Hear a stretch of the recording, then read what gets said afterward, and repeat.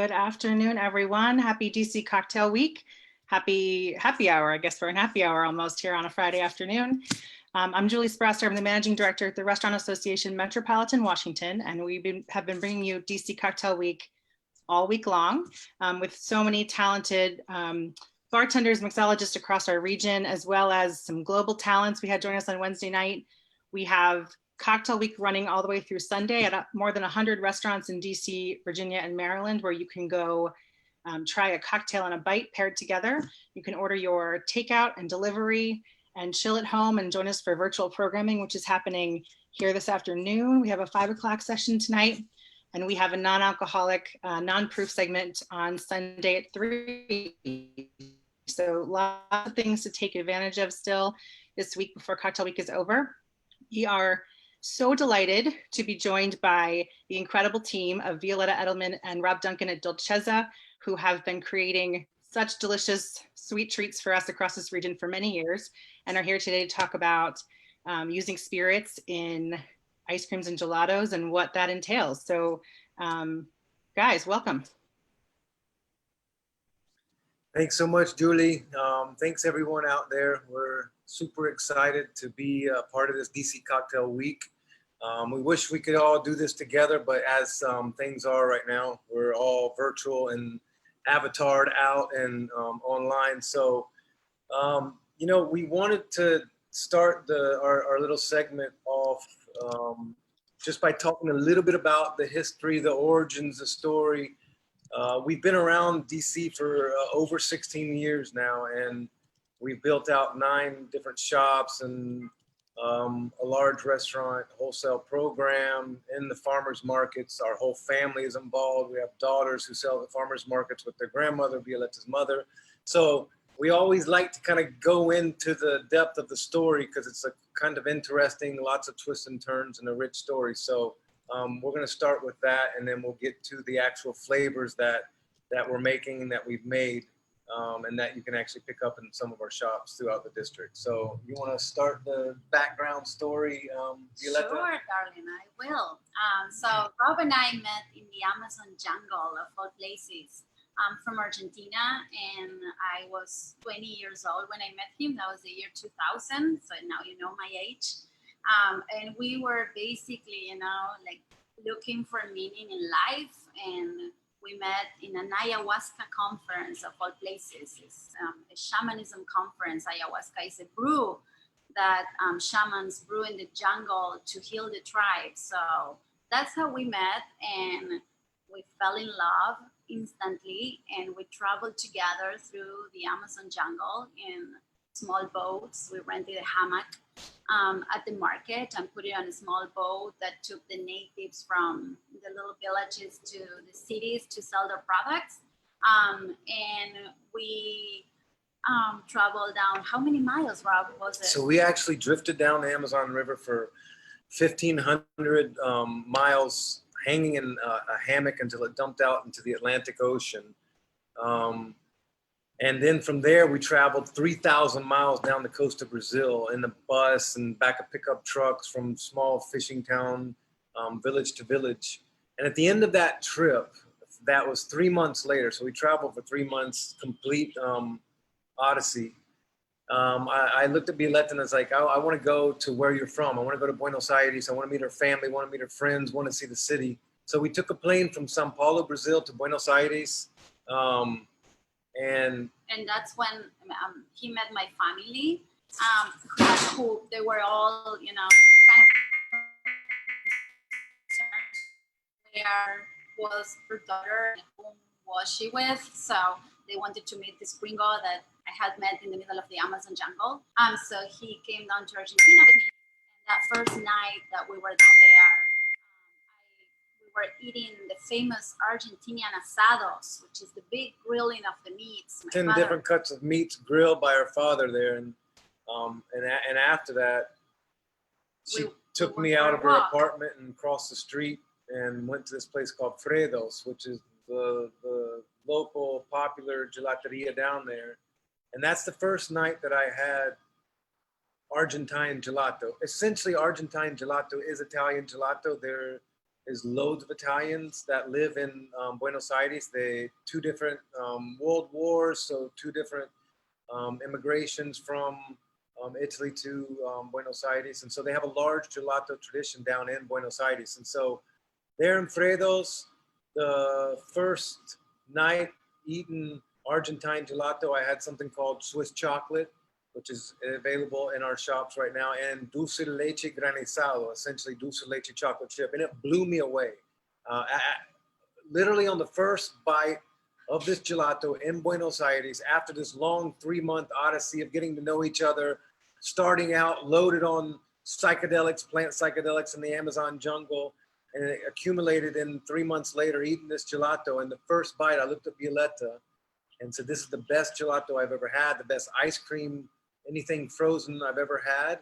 And we should do something like this in the States. And I thought he was kind of, crazy because it had nothing to do with our backgrounds, but eventually we ended up coming back to the States, and Robb's job at the time took us to Washington, D.C., but we were both still, with this dream of doing something in our own terms and following our dream and finding something beautiful to make together. And so this idea of the gelato kept coming back to us, and we felt like, this was the perfect city to open our small gelateria. So that was the year 2004. And we found this very small building in Georgetown with a 300 square feet kitchen and a 300 square feet retail presence. And we opened in the summer of 2004, really without knowing what we were doing. We opened the doors of Dolcezza on July 21st, 2004. We had never made one batch of gelato ourselves. We just felt that first of all, we wanted to do our own thing. And it so happened to be gelato because of the story that we just told you. But it was really a belief in if we did it, we would be able to figure it out. We would be able to make it delicious and successful in hours. So we went on a wing and a prayer, and we figured it out. What happened was that we had the chef from the Ritz-Carlton in Georgetown coming to us and saying, "Hey, I love your gelato. Can you make gelato for my restaurant in the hotel?" Well, that was the birth of the wholesale program. Us sitting in our shop, our one shop with the kitchen, making it every morning, serving it every day, and the concierge from the Ritz-Carlton Georgetown saying, "Do you guys have a wholesale program?" And we're like, "What do you mean by that? We don't. We have this one shop. This is where we make everything." And so the next day she brought up the chef from the Ritz-Carlton, and that was the birth of our wholesale program. And then we had the chef from Cafe Milano and the chef from the Georgetown Club. So all the restaurants around us wanted to feature our gelato on their menus. And one of the big inspirations for making Boozy gelatos were the chefs. So they came with incredible combinations, and we met bartenders and we started to find out, classic cocktail combinations. And we got really interested in making gelatos with alcohol, with different spirits. Always look to the cocktails as inspiration because it's such a great combination of fruits, of liqueurs, alcohol, spices, herbs, etc. So we always look. So we've done some of the ones that we've done is cucumber with mint and vodka, cucumbers with tarragon and gin, strawberry with tequila, strawberry with Pernod, yellow peach with Southern Comfort, Meyer lemon with vodka. Obviously, we're doing eggnog right now for the holidays, golden margarita, even the Thai coconut milk. We would put the Malibu coconut rum in it just to give it a little bit extra punch of the coconut, and the texture is improved from the alcohol, because alcohol, as probably most of you know, doesn't freeze. And so that can be a good thing and it can be a bad thing when you're making ice cream or gelato in this case. And so that was a learning process with us making our sorbets and our gelato. Was whenever we made a sorbet, because there is no fat that lends for a better texture of it, we actually pour out the alcohol and we light it on fire to burn off the alcohol.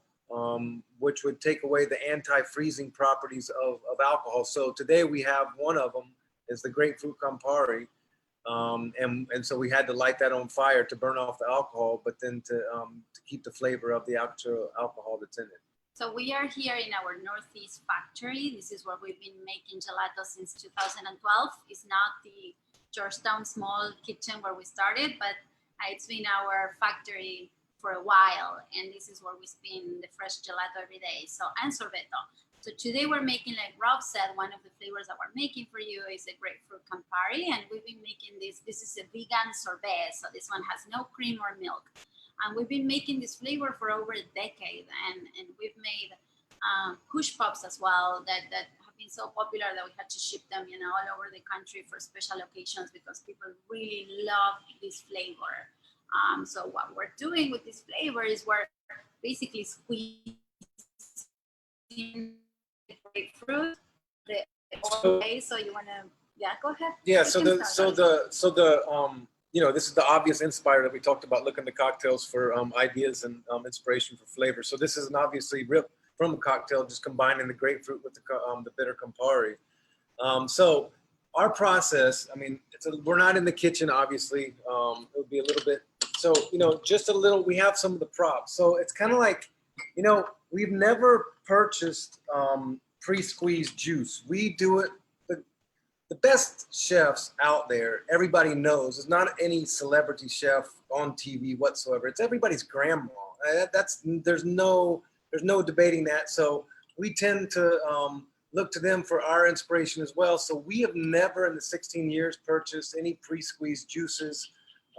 We make our own bases, everything from scratch. So every single flavor that has citrus in it, in this case, the grapefruit Campari, we purchased the whole grapefruits in season. We slice them in half and we lock them into this thing and we squeeze the juice out one by one in the old school hand press way. And then in that same very moment is when we mix in the other ingredients, which is super simple. Like we said before, we cook off the alcohol. So we measure out the Campari that's going to be used in the recipe, light it on fire to cook off that alcohol. And then it's a simple syrup, water and sugar, mixed in with the fresh squeezed grapefruit juice, then combined with the alcohol, and then we put it into the machine. And the key is, the obsession is greatly rewarded in certain areas, and one of those areas is definitely the kitchen. So with the citrus juice, we never pre-juice anything. We cut open the citrus, we squeeze the juice in the moment, strain out a little bit of the pulp, not to have too much of it, and then mix in the other ingredients, and then immediately spin to try to capture that balanced acidity that comes from a fresh squeezed citrus juice, a citrus fruit. So, do you want to bring the flavor? So, grapefruit Campari is done with those 4 ingredients. And now this is, what it looks like once we make it.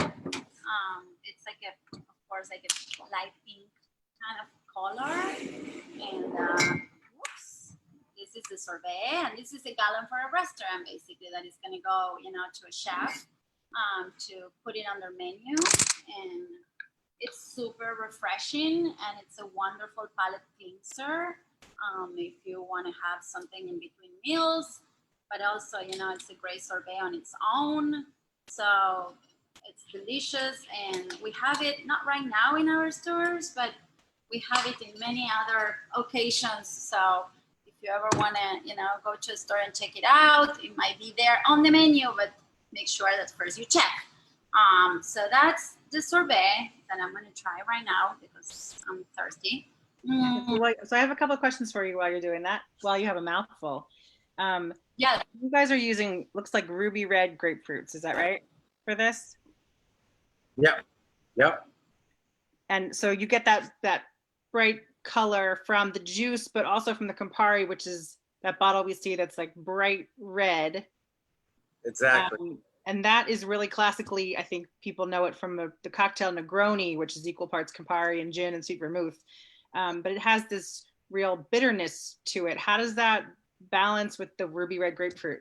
It's a beautiful balance. It's like, obviously it's somebody that has to like that bitterness, that has to like that grapefruit bitterness, and then adding it with the Campari. It's like a perfect balance of it. And then with the fact that there is a little bit of sugar in the simple syrup, it balances it out really well. So it gives a beautiful balance of the sweetness from the simple syrup and then the bitterness from the grapefruit and the Campari. Sounds delicious. Yeah, it's really good. Send them right over. Like I said, it's the perfect palate cleanser or the finish of a meal or in between courses. It's the best way to go. And especially now that the holidays are here upon us. And I imagine holidays 2020 will probably be extra boozy with all of the details that are going on in our world today. So yeah, it's a great palate cleanser between all the meals. I mean, I would say gelato and cocktails and wine are pretty big sellers this year. Well, people need a little bit of happiness. And yeah, we've definitely seen that for sure with the gelato sales and all the supermarkets that we're in right now. So that's good. Well, that's a good. Will you tell us where people can find products locally and nationally, right? Well, so the thing is going on right now is with everything that's kind of happening in the world, we have been scaling back some of our retail locations, which we kind of announced over 5-6 weeks ago. Sure. Good news is it's not that we're disappearing at all. We're just kind of squatting down and laying low while the weirdness blows over. And luckily, about a year and a half ago, Whole Foods from Austin, Texas, came to us and said they wanted us as their premier gelato partner in all 500 locations across the U.S. So we are now, as of big news, half ago, national brand with Whole Foods. So we're in all Whole Foods, we're in all fresh markets, we're in all Earth Fairs, natural grocers out west. We're in over 1,500 grocery stores across the U.S. So and then online, you can get our gelato through Goldbelly anywhere in the country, and also locally you can order it through Number One Sons, which is the wonderful local pickle maker that now became this big delivery machine with COVID. And we go back with Number One Sons from the farmers markets because we started this 15 years ago selling in the farmers markets as well, and they came along a little bit later and would buy the local produce and using fermentation would make pickles out of it. So Number One Sons had a great delivery locally here in the DC area. A good foodie tip for everybody. Yeah. They work with a lot of the local farmers that we use for our ingredients. So now we can talk about the next flavor. So the next flavor is whiskey pecan praline. So I come from the South. I grew up in north of Atlanta in Georgia, and pecan praline is a flavor that everybody loves down south. And so what we do is praline with we roast the pecans with butter and salt in the oven. We mix in the cream and the butter and the brown sugar and have a beautiful creamy, not too dry pecan praline. And so then we take the milk, cream, and sugar with a little bit of vanilla in it, and that's our sweet cream gelato base. Pour it into the machine. And as it's falling from the machine, the sweet cream gelato's falling from the machine, then we're folding in the whiskey pecan praline. And it's amazing because it's so rich and it's so buttery and it's so nutty. And then it has a kick with the whiskey in it, which goes so well with the pecans and the brown sugar and the butter. It's just such a perfect combination for that flavor profile. So I'll go get that. And that one is available in our shops, and right now we still have, we're still around at City Center, as well as in Virginia and Bethesda. So if you want to get this flavor for the holidays, the whiskey pecan praline, it's around right now. And it's and Number One Sons, it's part of the holiday package that we have with Number One Sons. So it's the whiskey pecan praline. It is the eggnog, it's the coffee and Christmas cookies, and the King Leo peppermint. It's in the holiday package on Number One Sons that can be delivered to your home. So. Yeah, this one is perfect for Thanksgiving and Christmas or Hanukkah or whatever you want to celebrate. Whatever celebration. Or just to celebrate. Yeah. With your friends, all by yourself, whatever way you want to do it, it's all tolerated and accepted. Or crashing a pint at midnight because you want to. Yeah, everything's been done. So that one sounds like, pecan pie without even eating the pie. Yeah, Would you serve it with something, or you can is it serve too it much with. for that? You can serve. Well, no, I mean, it was amazing on top of a pecan pie. I mean, just because it's It like accentuates the flavor. this, Pecan extravaganza. yeah, just go all pecan full for it. Again, like I said, I'm from Georgia. We're particular about our pecans down in Georgia, so that one's perfect on top Sure. of pecan pie. Even on top of like an apple crisp, it just gives that nuttiness to it and that richness to it with the gelato on there. So we have a question coming in from Linda, who's viewing here with us today. She says, "How do you actually burn off the alcohol, and does that mean that this isn't actually boozy?" Like that's a question that we've had for a decade from mothers of concerned children, or concerned mothers of children. The children are not concerned, but the mothers are. Sure. Yeah, like, can my kid eat this flavor, right? So essentially, we weigh out the amount of the alcohol that we'll be putting into it in this. In the case of the grapefruit Campari, basically pour out the portion of the recipe, and we just with a lighter we light it on fire, and it burns off the alcohol until the fire goes out, and then that's the actual portion of alcohol that in the whiskey pecan praline. We don't cook it off. I mean, it does maybe cook don't off. tell that to the mothers. It's at the very end. I mean, we make the pecan praline, and at the very end we add the whiskey. So probably with the heat, there is a little bit of cooking off, but it's not in the same way. Because in the gelato, with the particularly with the freezing properties of fat, we don't cook off much of the alcohol because it lends a nice smooth texture. Where in the sorbets, we always burn it off because it doesn't have the fat that tends to kind of set harder in the texture. If you put the alcohol in without burning it off in the sorbet, it will never freeze. It would just melt so quickly. So it's just simply pouring it out and lighting it on fire, and it cooks it off and it burns off the alcohol of it. Gotcha. So that pecan one stays a little boozy. Yeah. But again, it's like the amount that's being used. A lot of the mothers come in. It's like no kids are going to get drunk or anything like that. I mean, you'll get a stomach ache before you'll get any kind of buzz with the alcohol that's poured in there.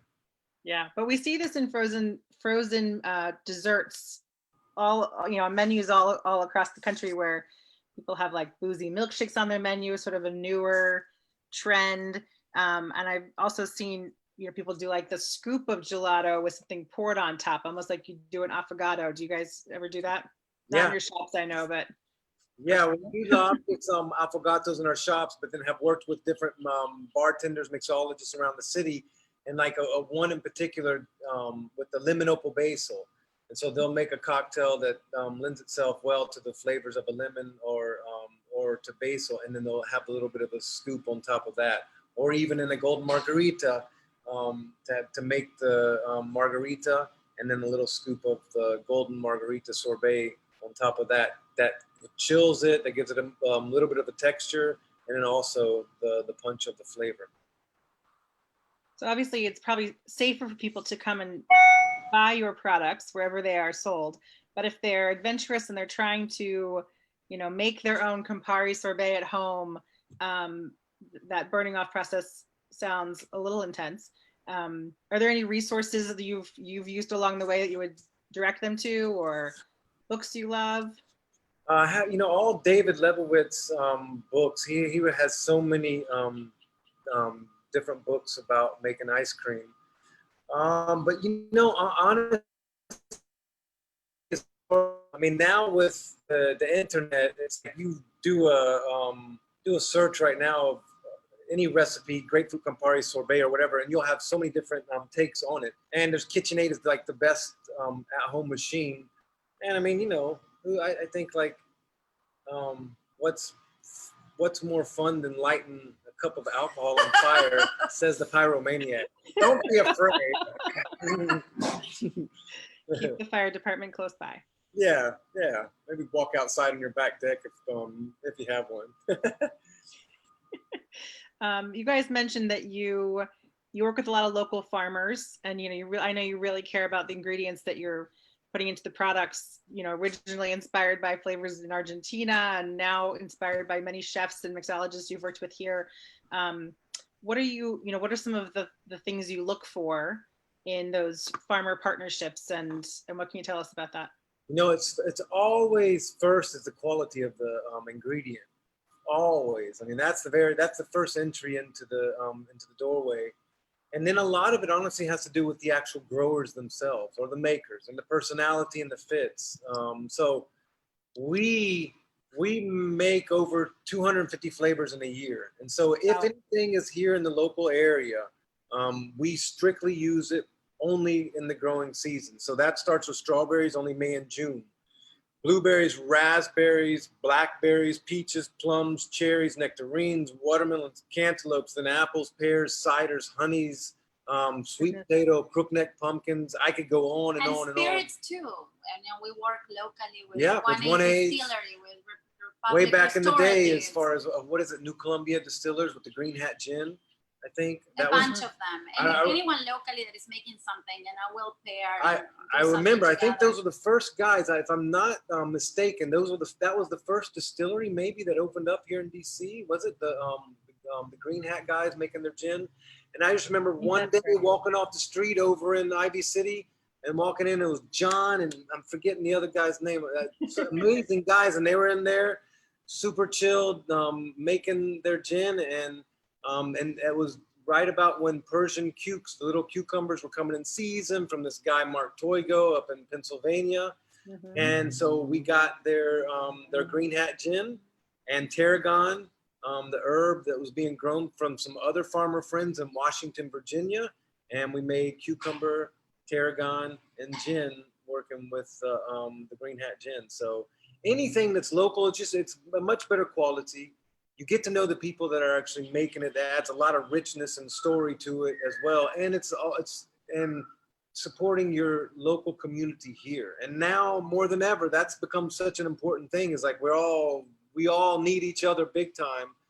So that's, I think, front and center right now as far as supporting the local farmers, the local businesses, the local distillers, brewers, all of that. So, but the first is the quality,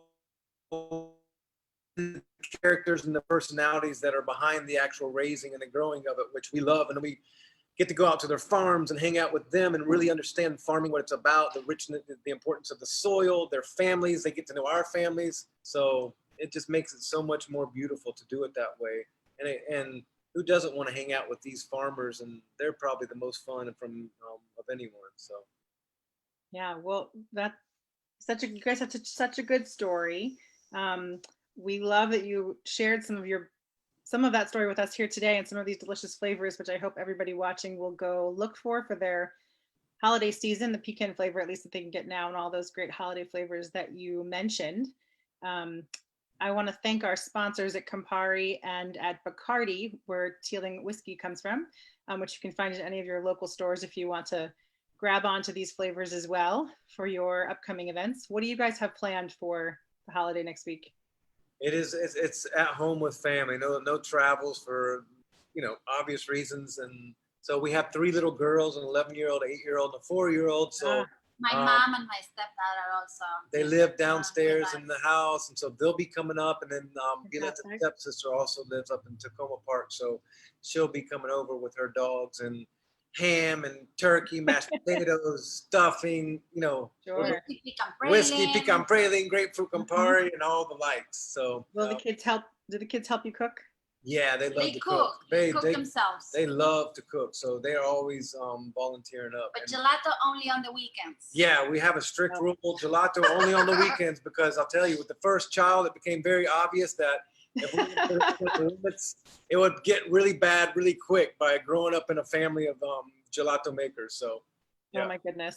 Well, that's an important rule. Well, I thank you so much for your time and for sharing your story and your talents with us here today. Have a really happy holiday.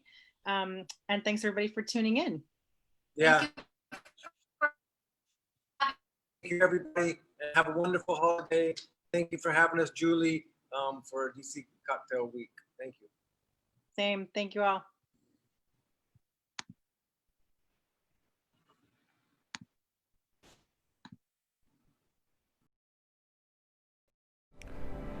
Well, this is our small batch Teeling whiskey. It's our flagship bottling. It's our biggest seller, and it's our attempt to create a unique style of Irish whiskey that is similar to what people expect, but hopefully surprises them with the layer of flavour and complexity that they actually have. The idea was to try and really reinvent perceptions of what blended Irish whiskey could be. What we do differently is we hand select casks of grain and malt whiskey that's been aged for up to 6 years in bourbon barrels. We then blend it together and we put it back into a rum barrel to give it extra maturation that layers on top of this unique character and flavour that we're trying to deliver. If you bottle at 40%, you have to do a step called chill filtration. And what chill filtering does is it removes flavor. So we thought, well, why would we want to do that? Let's leave the flavor in the whiskey. So if you bottle at 46, 92 proof, you don't have to do that step. So you keep in the natural flavour. But straight away from the nose, you definitely get all that beautiful rum influence coming through. You know, you can pick up the vanilla from the bourbon barrel as well. I find that there's a real distinct rum raisin sweetness on the nose. It starts off lovely and sweet, and you get this beautiful spice influences coming through. What you get towards the back, towards the finish, is a real distinctive woodiness that comes through, and that's coming from the rum cask.